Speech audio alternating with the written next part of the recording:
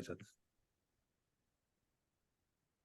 Okay, Frances, thanks for joining me for this conversation about archetypes. Tell me, what have you been doing with the archetypes cards since I sent them to you last week? So, as you know, I already love what you are all about and what you've designed with the Storyteller Tactics cards. And one of your invitation was to bear in mind a live situation that we have. And as you know, I am very close to launching a business. So what I did was I used the archetype cards and my awareness of what I needed to do from a marketing point of view. And I've gone through the cards and I used ChatGPT to generate as quickly as possible using the model that each card invited me to employ in a number of different marketing things that I need to do. And I was, blown away actually by the combination of the kind of clear instructions of the brief, if you like, that each card outlined. Yep. With the unbelievable talent of ChatGPT and incremental talent. So, but it's great if you steer it where you think you need to go. It's very, very good.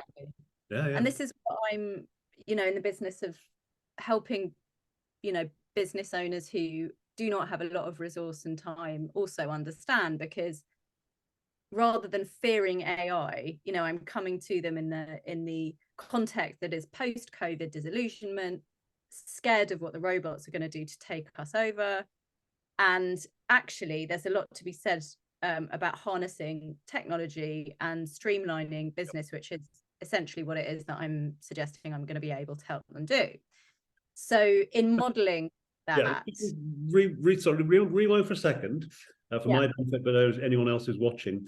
So the business you're about to launch, okay, so tell us about your kind of the customers you're trying to help, and about what you're going to offer them, particularly from your, what's your business going to offer them?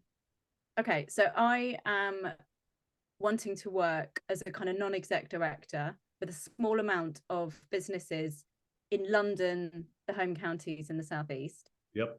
Who want to, who have got limited budgets, small teams, limited time. They're not scrambling around for funding, but they're at a point now where they either want to make what they have sustainable for the future, or they want to grow. Yep. And my promise to them is that we can harness stories, heritage stories that they are already sitting on across 4 key areas of their business that I see from my experiences being the 4 areas that you need to focus on as a business to do well. And they are your marketing, your employee engagement, your customer loyalty, and your community outreach work. And the 4th one speaks to my own values. I want to work with companies who are minded to not only make money and do good by their people, but also to kind of create good in the world. And my suggestion to them is that rather than, for example, paying a PR agency $8,000 a month to go off in silo and create a really good story and use it only for marketing and sales, you can use the same story across those 4 different practices within a business. Yeah. Saving loads of money in the process because you're not employing 4 different agencies externally to go off in silo. So getting those 4 departments, if they're departments or people, if they're not just one person, to have a streamlined approach to the 4 strategies for those 4 important areas. Well, what's really interesting is, in any kind of business, small to medium enterprises, obviously, the minute you get above about 3 or 4 people, and you grow beyond about 3 or 4 people, the stories, if there's 2 or 3 of you, you know everything about each other. Right? Once you get above that, then it's kind of stuff starts to fall between the gaps. And so I think when you get to 10, 20, 30, like a small, medium-sized company, the stories that you tell to each other become important, but they're also part of your sales story, or they should be, or they could be. The stories that your customers are telling about you really should be part of your sales and marketing story. And then I suppose that final element of okay, what do you do in the world that's not just business? Well, that is also reflecting, that is also part of your sales and marketing story. So all of those four things are really kind of intertwined. And you're right, I see a lot of companies where they're completely separate. There's a sales and marketing story, and then there's what everyone else is talking about. Okay. So that's the business you're going into. You're going into companies who don't necessarily have a person doing what you're going to do.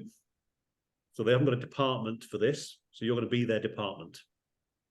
So I'm going to be working with people on a retainer basis where I'm going to offer them around 6 days a month. And what they're going to be getting with me is somebody that they frankly couldn't afford if they're employing on a full-time or even part-time basis. Yep. And more to the point, I'm not doing the doing. I'm, as I say, more of a non-exec director who's holding the hand of people who I want to empower to do the doing when I'm not there.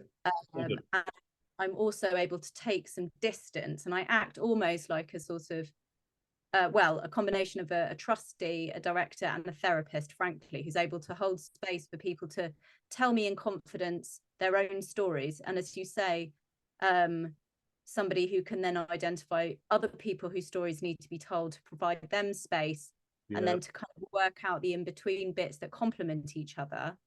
And with a background in, for example, I mean, I've got a background that speaks to all of this, and it never made any sense at the time, but now on retrospect, that squiggly career makes perfect sense, hence what I'm now building. But for example, I've spent, I have 2 academic qualifications that meant I did dissertations around corporate sponsorship. So one of the things that I can help people understand is how can you use that heritage story, as you say, kind of not only go out there and do good in the world, but also to kind of harness funding and support from organizations that may not have internally their own, that might not be their mission, but they'd really like to support a smaller organization. And this is all in the bigger picture of being able to punch alongside, if not above, the big boys. So I've got my own, if you like, political and environmental agenda as to why I want to do this work. So that's your fourth. That's your fourth category. Yeah. Okay. That's it. So let's talk about then brand, because the workshop.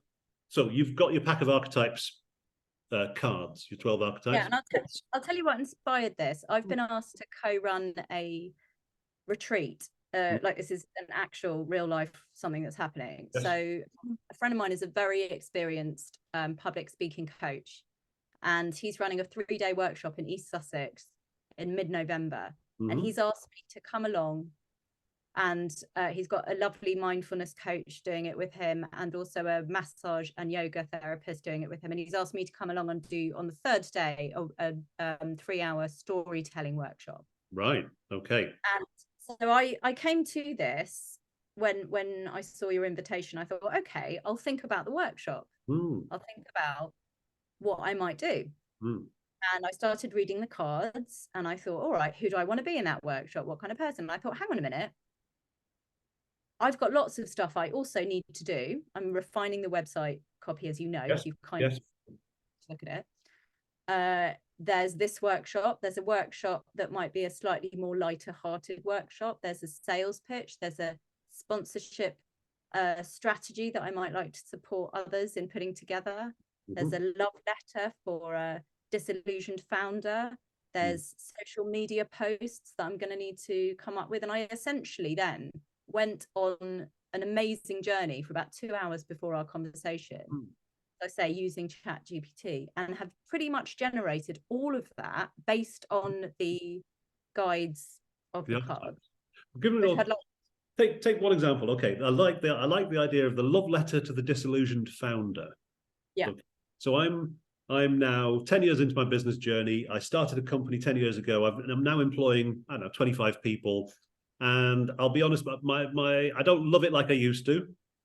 Yeah, my heart's kind of gone out of it a bit. And so you're thinking that the idea. So where did the idea of a love letter to the disillusioned founder? This is how you are reaching that target customer. Yes. Correct. So I actually use the concept of a love letter. I, as you know, run a successful, lovely community for coaches already. Yes.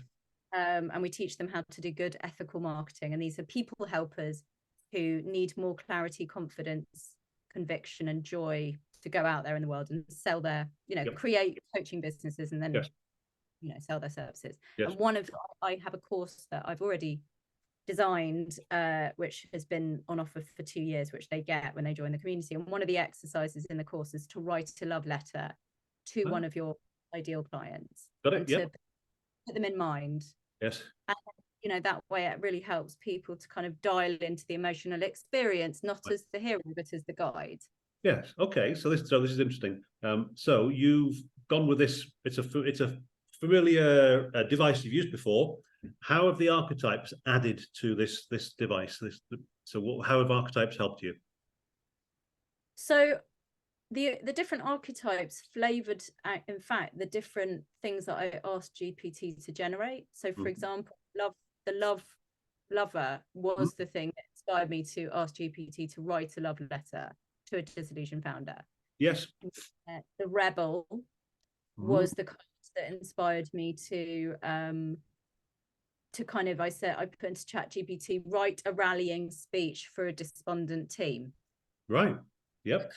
So that's your thinking. Write it in the voice of the rebel. Okay. And with the lover, you're thinking, write this in the voice of the lover. Yeah. Okay. So this is allowing you to come at things with different voices. Correct. Right. Okay. So with the rebel, you said write it like a rallying. I think it was the rebel card. If I can show you the document, then what I've included for you. And my thought was I'll share the document with you afterwards. Even though it's my private strategy, I obviously would love for you to have a look at it, and hopefully it's interesting. I'll share my screen with you now, and then you'll see that what I've done is I've actually included for you in the document my instructions to GPT, where it's clear what I've been asking it to use. So right, here we go. Okay. So my document here, which I'll share with you, is called Storyteller Tactics Expansion. Yep. Times ChatGPT. Yeah. ChatGPT for brand Frances Vogel. Okay. So in the first instance, I'll read the first one or two to you. I'm not going to bore you with the whole thing. Okay. Because the document that your cards have inspired is now 33 pages long. So that's 33 pages of ideas you've generated applying archetypes. Exactly. Wow. So the first thing I asked ChatGPT to do was write a short story that could help with brand marketing. Use a symbolic archetypal ruler who is also compassionate and therefore a strategist as the storyteller. Okay. She is selfless, creative, and nurturing. She helps spend less and say more by way of gripping stories about heritage and change. So as you can see, I had to put a lot of what I needed in the first instance, but by the time we get to the end, I was literally saying, now write a ritual. And ChatGPT knew exactly what I was wanting it to write about. And interestingly here, I'm going to suggest you've described yourself in these archetypal terms. You are the ruler who is also compassionate. Correct. So in this first one, it's me as the ruler. Yes. Where was I? So me as the ruler helps businesses spend less and say more by way of gripping stories about heritage and change, so that they can punch above the big boys by selling more, keeping their employees happy, encouraging returning customers, and doing good in society by way of community outreach. The storyteller is their ally. These are the heroes of her story. Help the reader to connect emotionally with the brand telling the story. The author wants to form a strong bond with her customer or user. She wants them to become brave, clear, confident, focused, and inclusive. She can help them by offering 20 years of experience in marketing, storytelling, communications, employee well-being, strategic thinking, corporate responsibility, and customer care. The reader should feel excited on reading the story. The reader needs to leave behind the past and become hopeful about the future, because their life is about to get better if they use stories to underpin their business strategies. The bad guy is capitalism, where a few are at the top and are too wieldy to make important changes in the world happen quickly. Okay, so this is the prompt you put into ChatGPT. Right. Okay. And by the end, I was literally writing 4 words, and it knew what I was wanting. So ChatGPT said the following. Okay, so this might, for example, be a blog post or something. As you see, so it's text heavy. Okay. I mean, I can read it to you. It's brilliant if you want. And then I'm not going to read to you the other ones Go because on, go on, read it to us. Let's hear it in your voice. Okay, if you shut your eyes, Steve. Mm. Okay. In a world dominated by the relentless march of, and by the way, I should just say I will obviously edit quite something. No, yeah. Go on. In a world dominated by the relentless march of capitalism, there emerged a beacon of hope, a ruler of change, a compassionate strategist who saw the power of storytelling as a force for good. Her name was Frances, and she held a vision of transforming businesses into forces for positive change. Frances was no ordinary business strategist. She was a nurturing and creative leader guiding her subjects with empathy and vision. Her subjects weren't kingdoms, but businesses yearning for a new way to succeed in a world driven by profit and competition. For 2 decades, Frances had honed her skills, mastering the art of marketing, storytelling, communications, employee well-being, strategic thinking, corporate responsibility, and customer care. She discovered the secret to success lay not in ruthless competition, but in the art of telling gripping stories about heritage and change. She knew that businesses could spend 8 times less on one expert guide, a godmother type and mentor who was there for the long haul, than 4 external agencies working in silo on the company's brand, customer retention, HR, and corporate responsibility strategies. She knew that they were sitting on a goldmine of a heritage story that was crying out to be told and translated into stories of sustainability and change across these 4 magical parts of the business. This approach, she believed, would enable them to punch above the big boys, those giant corporations that seemed too unwieldy to make important changes in the world happen quickly, that were selfish, destructive, and cruel, acting for themselves and for short-term gain. Frances saw these smaller, more aspirational businesses as the heroes of her story, and she wanted to empower them. With her help, their stories would not only mean that they could sell more of their wonderful services and products, but also keep their employees happier, encourage returning customers who are also their cheerleaders, and foster a wonderful local community. She understood the power of inclusivity and believed that every business had the potential to be a force for good in society, but also in celebration of its own employees, customers, and ancestors. No one would be forgotten. I can carry on, but as you can tell, it's really. So listen, there's some really interesting things there. I mean, kudos to ChatGPT. It is a pretty amazing piece of technology, and it throws up. Okay, that's almost there. It's almost word perfect. And I guess what's interesting about, and I always said to people about using ChatGPT is, yeah, definitely use it. Then think it knows how to tell a story, but doesn't know how to tell your story. So then, that one I have to say I chucked quite a bit into. Of course you did. Yeah, because you and have. By the end of this document, I completely ran out of time. This one has a bit more that I've put into it. But yes, I agree, right? And then I went on to ask it, now create 10 short social media posts to accompany this story. Right. Okay. Now it's getting very clever. Okay, this is very good. Yeah. So get ready to punch. Yeah. And then I've again slightly adjusted these because I had a bit more time at the beginning. For example, so it's interesting that it's picked out certain things that I think are absolute, great little story triggers. Punching above your weight. Yeah. Who doesn't want to do that? Sitting on a gold mine. Right. All of these are, they're really kind of very, very powerful. And then I'm thinking, okay, I'm sitting on a gold mine. Stephen, I didn't put those emojis in, Steve. It's done that for me. And the hashtag. I don't love emojis, but I take from this that ChatGPT has done a huge amount of research and is saying to me, do you know what, Francis? I know you don't love an emoji, but that's how people are digested. Like, that's the way to get it. So I might well use this. Yes. And then I go on to... okay, and then a mission statement, right? Okay, so then I get to a different one of your archetype cards, and it inspires me to come up with a mission statement, because what I want to include, as says on the card, is phrases we believe matters more than just to people who are watching and looking at this for the first time.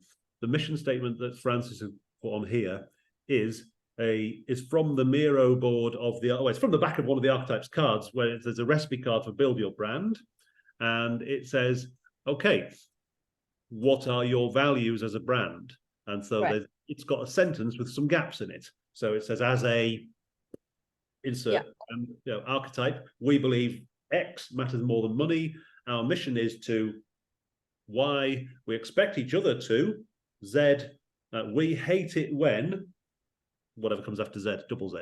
So and this is template. I guess missing links that make this successful are ChatGPT, and the fact that obviously, having done marketing for 20 years, I know what that will give me if I do it right is a really good mission statement. I'll tell you what I find interesting about what you've said so far, and this is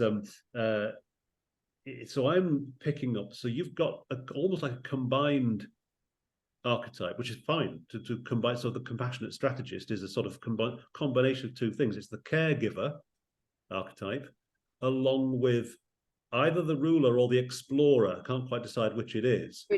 Ruler. Okay. So there's something, but also the other thing you said that I think is quite interesting.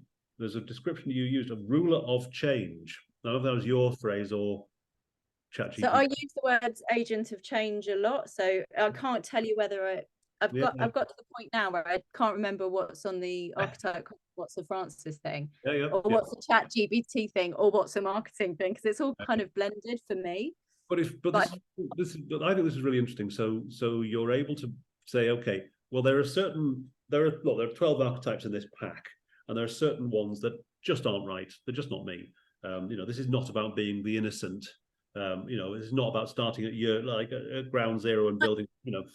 want to say to you that I've done my best, Steve, to actually employ every single card somehow. Right. So as a creative exercise in divergent thinking, you've thrown every archetype at it and see what comes back. I just want to make the caveat that, and I'm not trying to blow hot air up my own arse, but one of the things that came off that workshop that we did recently, and I think that has inspired you to come up with these cards, is that people aren't sure how to best use the Storyteller Tactics card. Exactly right. And one of the things, and the reason I've told you I want to use them and I love them so much, and it's the combination of what I know, having done marketing and comms and working for not-for-profits and in government and in storytelling, that means I'm very quickly able to get excited about the cards and see how I can use them and what tactic, if you like, in marketing or in this or in that, it best is used for. So, as I said, when I read that card, immediately I was like, this is useful for a mission statement, okay? Yep. And then, as we go down, you'll see that what I asked you to do. Yeah. So here, that's not, that's what the card invites you to do, is turn it into a consistent brand. Yeah. So again, just for people watching, on the back of the archetype, the brand card, it says, okay, be consistent. What's your tone of voice? What's your mood? What is your style? What if you had a theme tune? What would it be? There's a little game I play with people sometimes when I'm kind of explaining brand building in the corporate world, and it's a really nice little mental exercise. And you say to people, okay, everyone knows Ferrari as a brand. Okay, if Ferrari walked through the door right now into this room we're in now, okay, Ferrari's just walked in. It's a person, male or female. Well, let's play the game, Frances. Ferrari walks through the door, male or female? Female. Okay, what age? My age. Okay, dressed in what? Red. Dressed in red. Okay, wearing what sort of watch is he wearing? She's wearing. Did you hear me say male? I said female. Oh, I beg your pardon. That's all right. So she's wearing what sort of watch? Oh God, probably a Gucci silver thing that I wouldn't wear. Yeah. Okay. She's going to take you out tonight after work, and you're going to go out you're going to go out for an evening. Where are you going to go? Sushi Samba. Okay. What sort of music's playing in the car? Oh, she's obviously driving a Ferrari. What sort of music is playing in the car as you drive? Some kind of overly produced pop music. Okay, so it's kind of Europop, but high-end Europop. Okay, but the point is, a successful commercial brand has a personality so strong that you can play that game and you can say, okay, now Burger King walks through the door, right? Male or female? Dressed like what? And okay, now IBM walks through the door, and you can play this game over and over again with strong brands, and you can. all right, you won't get exactly the same, but you know that IBM is going to look different to Ferrari, and Burger King is going to, going to look different again as a person. So, so the mood. Sorry, I would say to that, yes. And if you have done your positioning really well and you're in a room with your ideal client, they will have a consistency of answer. But if you were to go into a room of people who are not at all your ideal clients, they would have a very different response. And so part of knowing that you are pitching yourself to the right audience is to listen to the kind of feedback that you get, because what I will tell you about Ferrari is different to what I couldn't possibly give you a completely non-PC equivalent of me, but presumably you will know if you're in the right place talking to me based on my answers to you. Yeah. So you're absolutely right. But I suppose what you don't want in that situation as the owner of the brand is you say, okay, my brand walks through the door.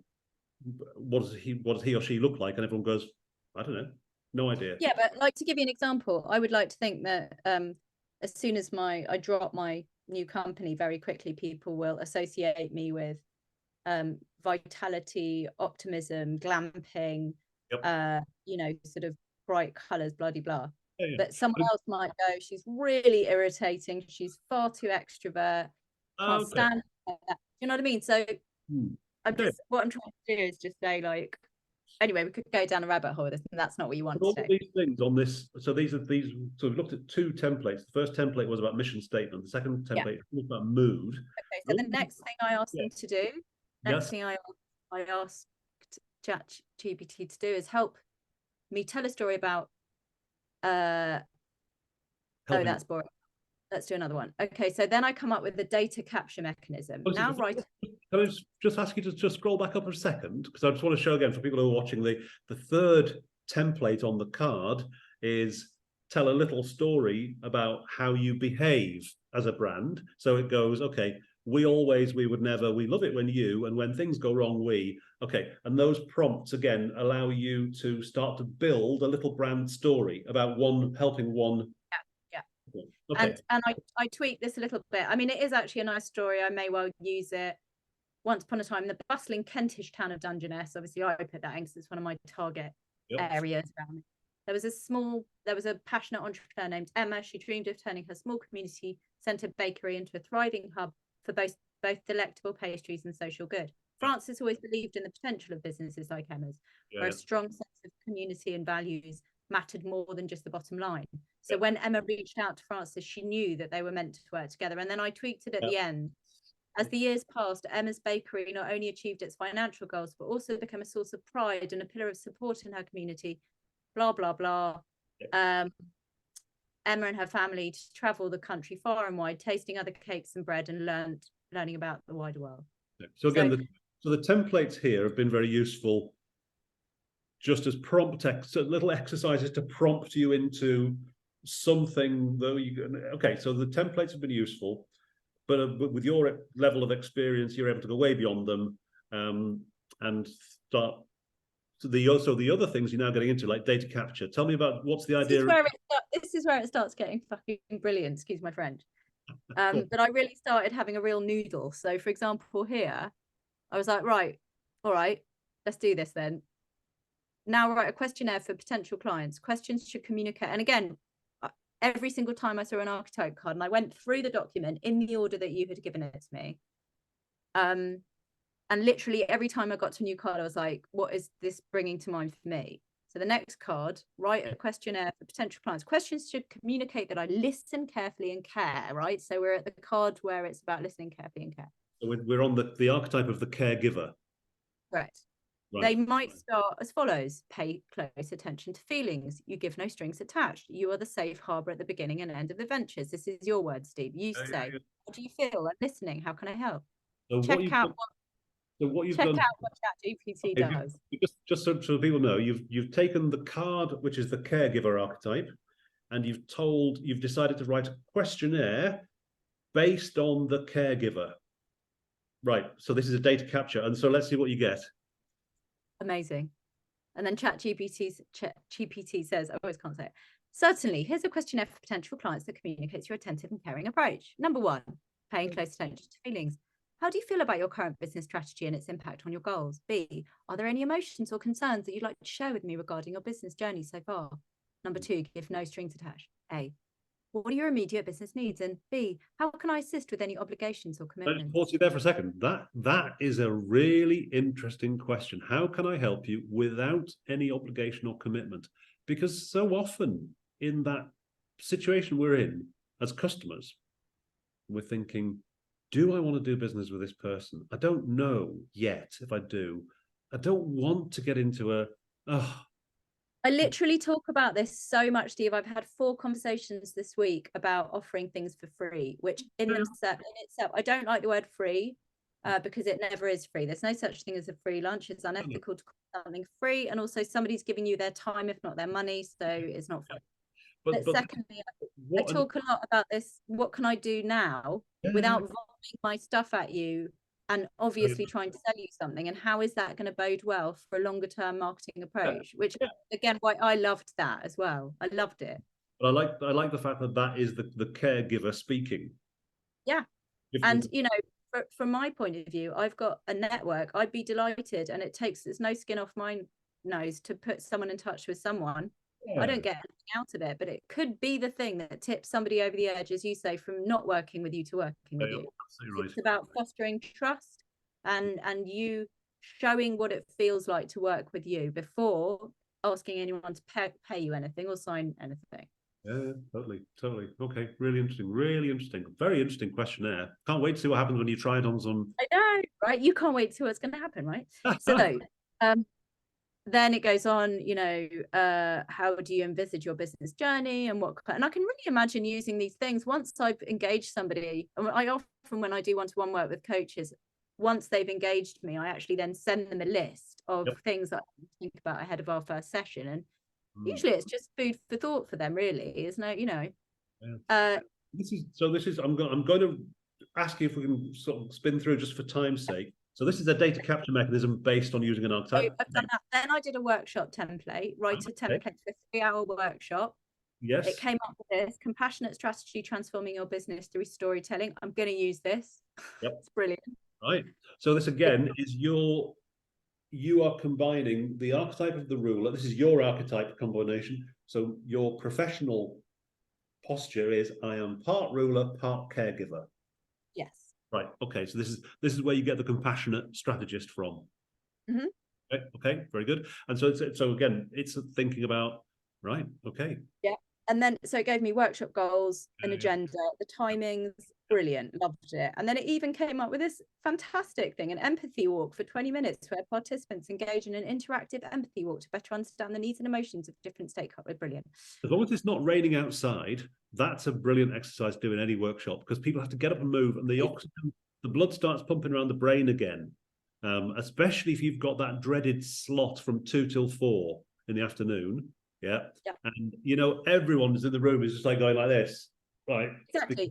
I really hope that you will find time to read this, because it's not just that. There are loads of little bits like that, and I'm like, that's a lovely idea. I'm going to comb through it for if you don't mind. Listen, you're happy? As long as you listen, do what you want.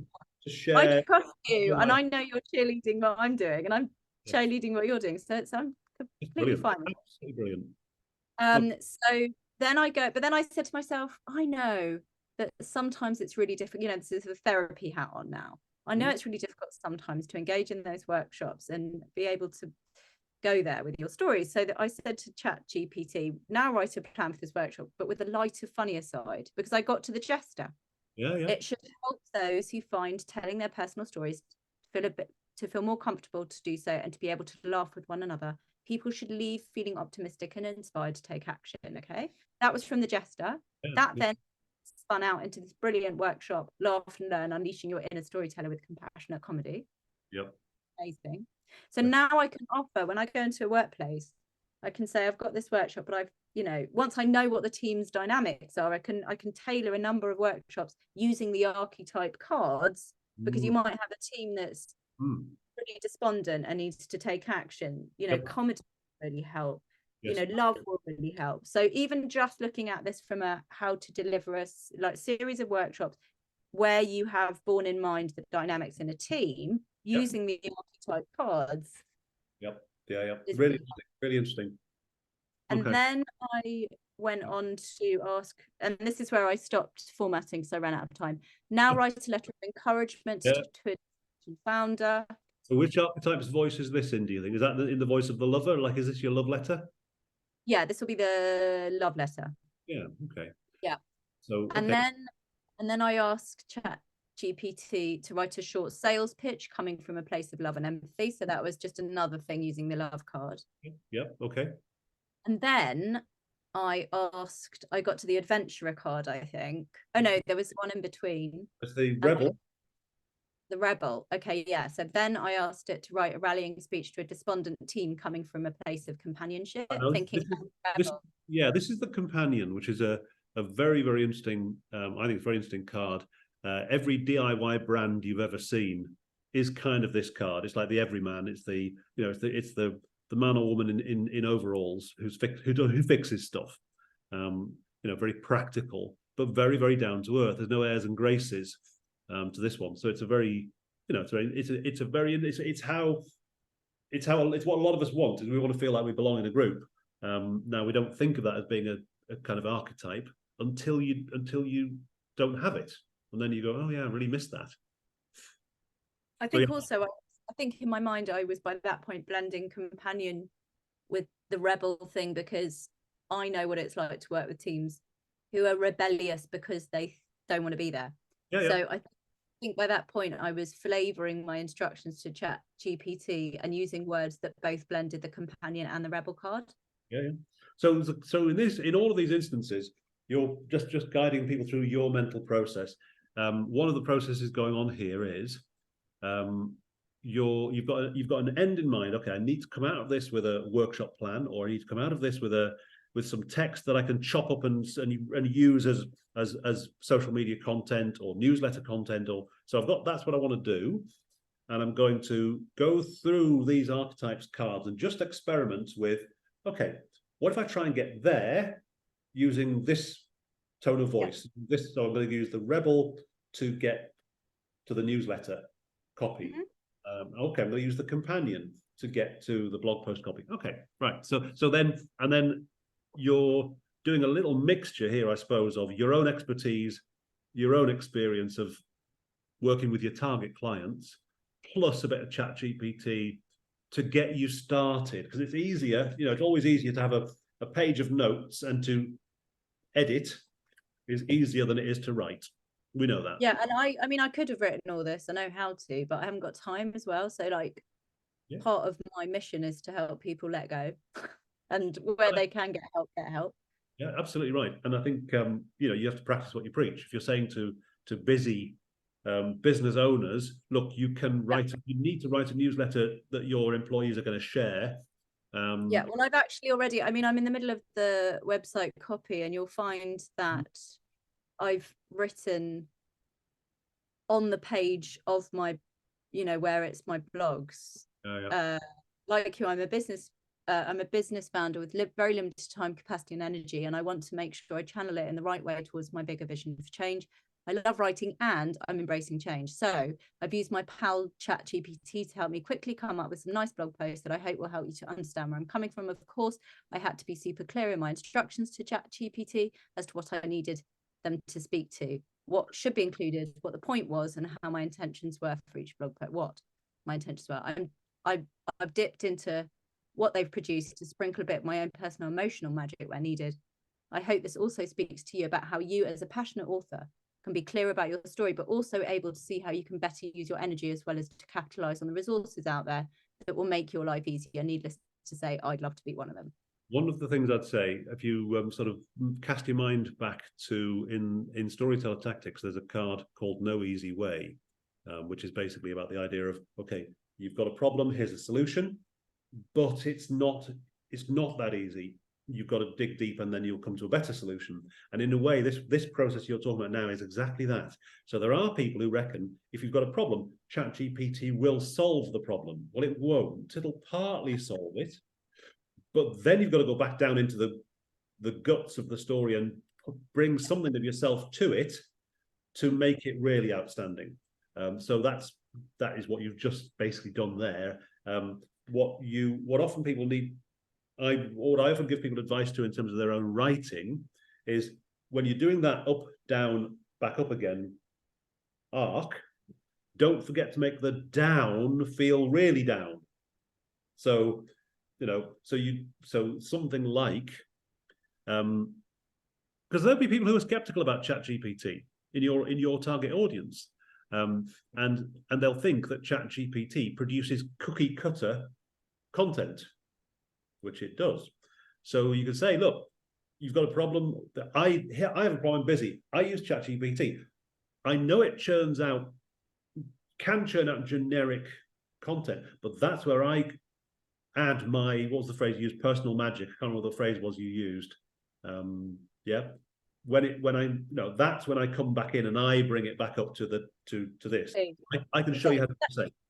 Yeah, that is what I mean, maybe it's implicit, but needs to be more explicit. It doesn't hurt. It doesn't hurt to be more. So the reason why I think it's sometimes good to nail it on explicitly is that you are often, I think, when you're excited about something that's really, really good, and you know it's good, but often you run into the other person's inner skeptic, which is, yeah, that sounds too good to be true. So in order to make it not sound too good to be true, so they're hearing pride and fall, basically, which is another one. So in order to get past pride and fall, you have to talk about the fall. You have to go, it seems really good. Yeah. No, I hear you. Okay, I'm going to just make a little note here. A little but here, I think of, but it can turn out generic copy. So I add, where's it? My own personal emotional magic. Yeah. Okay. So I'm just going to show you how to. I can show you how to do the same. Brilliant. Yeah. So it's there. Look, it's there. It's implicit. Absolutely implicit. But I just don't. I sometimes think it's making me think about when you're in therapy. You talk it all out, but then you have to make a decision about being the creator and not the victim. Anyway, that's a whole other rabbit hole we can go down. Sorry, we're slightly going off topic. Yeah, exactly. Let me just show you what else I've asked it to do thanks to the cards. Yep. I then asked, now write a rallying speech to a despondent team coming from placement companionship. Then I next asked, write a sponsorship strategy to engage companies who might want to support you, the founder, in your mission. Show them a new way forward. Compel them to support you in your business. Invite them to join the journey. Is this the Explorer? Yeah. Okay. So I haven't even got to the formatting bit. Let's have a look. I haven't even read it. But that's going to be nice. Yep. So there you're talking about the unknown. Yeah, going into the unknown. It's scary, but I've been there before. I'll show you the way. It's that sort of that's what the Explorer is offering. Exactly, and this has gone past Frances marketing, Frances businesses, and into what I will potentially use these cards and potentially chat GPT for helping clients to do, who, for example, don't know where to start when they're putting together a corporate sponsorship strategy. And as I've tried to show here, you can easily generate, when you bear one of the archetype cards in mind, the sort of, as you say, mapping that the adventure card helps you to think about taking a potential sponsor on a journey. So the message to the sponsor here, the subliminal message is, I'm inviting you to sponsor the Explorer. Yeah. Well, it's also, you are, as a sponsor, along the journey with me. Yes. That's kind of what you said. Yeah. So okay. So to be again even more subliminal, I'm inviting you to join the Explorer on a journey. Join means sponsorship. I'm inviting you to say, okay, that's great. Okay, so that, which is a very different subliminal message to, say, for example, if you were saying, I don't know, the sage, you'd be saying, okay, I'm inviting you to consolidate this body of knowledge. That's exactly. I think unconsciously, I know, because I've done this so many times over so many years, that it's the adventure archetype card that is best used if you are trying to write a sponsorship strategy document. Okay. Interesting. Okay, very good. So that's what I immediately thought of, and that's how I'm going to be using the cards, because I will be saying to Alice when she says, "Oh God, I really need, some help to position ourselves and be really directionful about who we speak to about sponsorship. They need to be an organization who's willing to support the work that we do, as opposed to giving us not very much money and then really getting in our way." I will say, read this archetype card. What you're asking them to do is to join you as an explorer, right? Which is a very different request to "we are the rebel, and we want you to basically to support so we can shake things up." Well, that's very different. Okay. And that might be like Sarah's working with an art gallery who only wanted to do exhibitions of vaginas and blood all over the place, and only wanted to work with corporate sponsors for whom that would not be difficult to sponsor, which is a tall order. But if you're really clear that what you want is only to get corporate sponsorship from organizations who are willing to say, "We very much stand behind this important art movement," and then we you might use the rebel. Yeah, and we do so because we see ourselves as rebels. That's it. Okay, very good. Okay, so listen, I'm conscious of your time, and I've got another 7 minutes. I'm just going to quickly tell you what else I did, if you want. Thank you, please. Okay, so next is design an exercise for a member of the founder's local community based in an art gallery using drawing. That was the art. So this is the artist archetype. So there I wanted to use creativity and everything that was on the artist archetype card.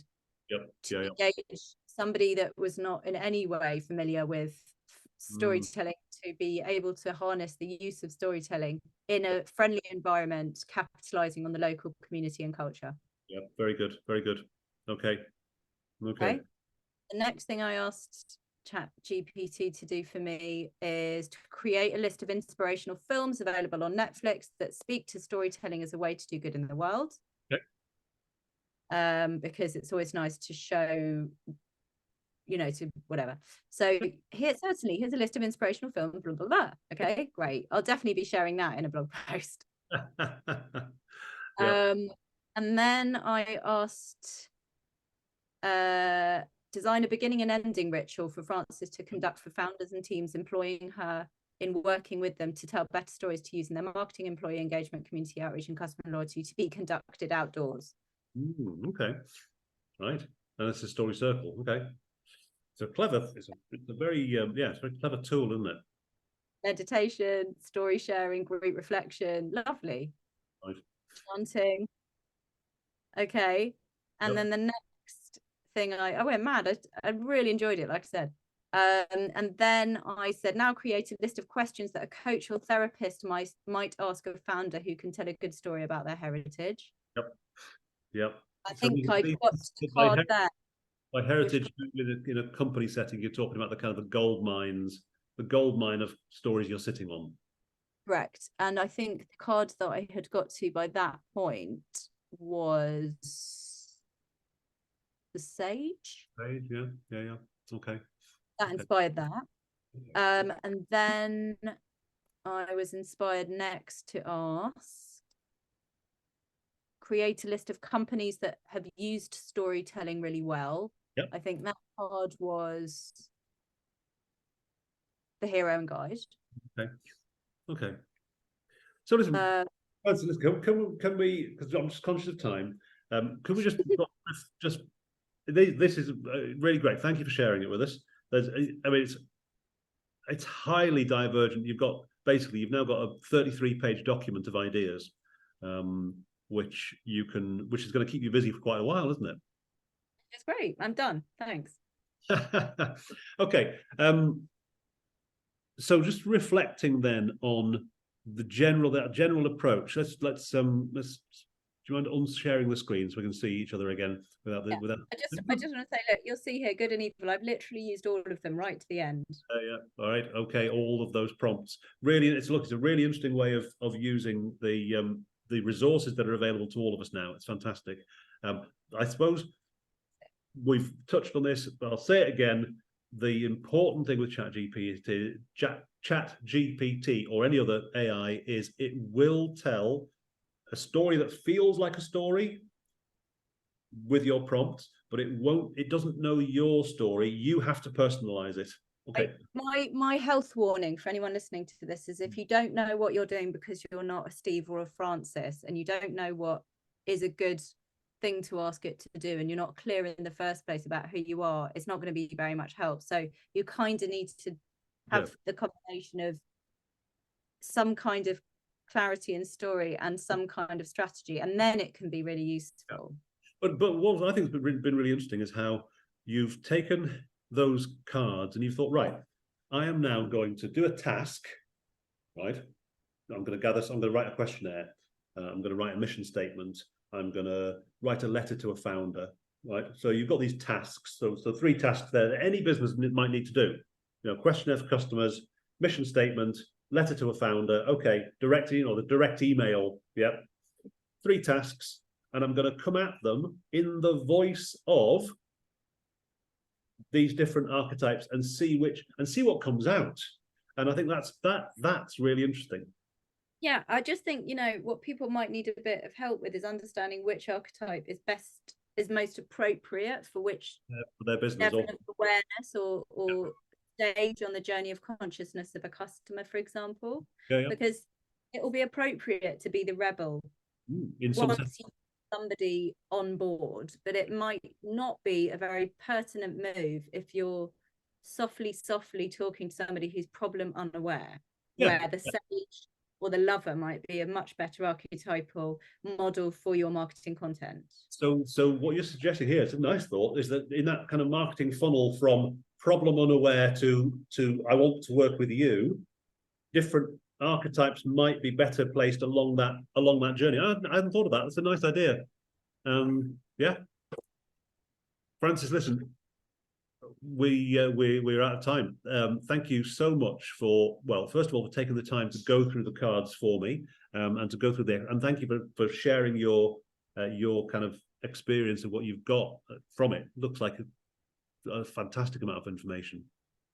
When I've completely, I won't take long, but I've got to go out, as you know. I'll format it and then I'll share it with you. Yeah, please.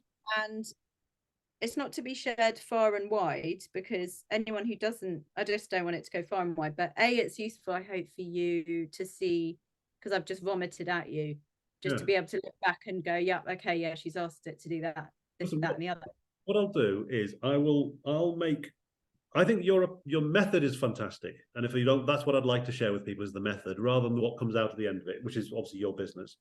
So what I'd like to do is turn that into a kind of I'll write a blog post about this method that you've practiced, and I'll share 2 or 3 examples. So I think the questionnaire as the caregiver is a great example, right? And I'll run it by you before I share it, so you can say, yeah, I'm happy with that. And obviously, listen, I'm really happy for people. I'm all about working out loud. I obviously would benefit hugely from people actually reading lots of what's in that document, because it is doing my marketing for me. We'll link to you for the longer, the deep dive. Listen, I'm going to pause the recording now. My huge thanks to you for your time. And you know, lots of love. Keep the ideas coming. Thank you.